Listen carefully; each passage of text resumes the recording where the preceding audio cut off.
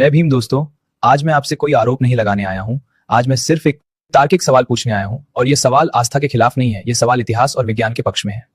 सवाल बिल्कुल सीधा है। अगर कहा जाता है कि रामायण 10 लाख साल पुरानी है, तो फिर विज्ञान ये क्यों कहता है कि मानव जीवन खुद सिर्फ 2 से 3 लाख साल पुराना है? दोनों बातें एक साथ सही कैसे हो सकती हैं? अब पहले विज्ञान को समझते हैं। विज्ञान के अनुसार आधुनिक मानव यानी होमो सेपियंस धरती पर लगभग 2 से 3 लाख साल पहले विकसित हुआ। मानव सभ्यता के प्रमाण लगभग 10-12 हजार साल पुराने हैं। लिखित ग्रंथ अधिकतम 5-6 हजार साल पुरानी मानी जाती है। यह कोई राय नहीं है, यह पुरातत्व, जीवाश्म और डीएनए रिसर्च पर आधारित तथ्य हैं।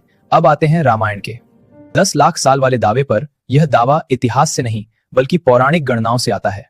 रामायण को त्रेता युग से जोड़ा जाता है। त्रेता युग की अवधि पुराणों में लाखों वर्षों में पाई गई है, लेकिन यह समय गणना देव वर्ष और मनु वर्ष जैसी प्रतीकात्मक अवधारणाओं पर आधारित है।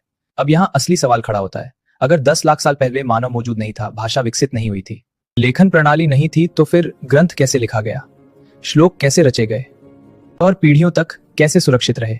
एक और बहुत जरूरी सवाल हमारे पास हड़प्पा सभ्यता के प्रमाण है। लगभग 5000 साल पुराने औजार, कंकाल, शहर, मुहरे सब मौजूद हैं। तो फिर 10 लाख साल पुरानी रामायण कालीन सभ्यता के ठोस पुरातात्विक प्रमाण कहाँ हैं?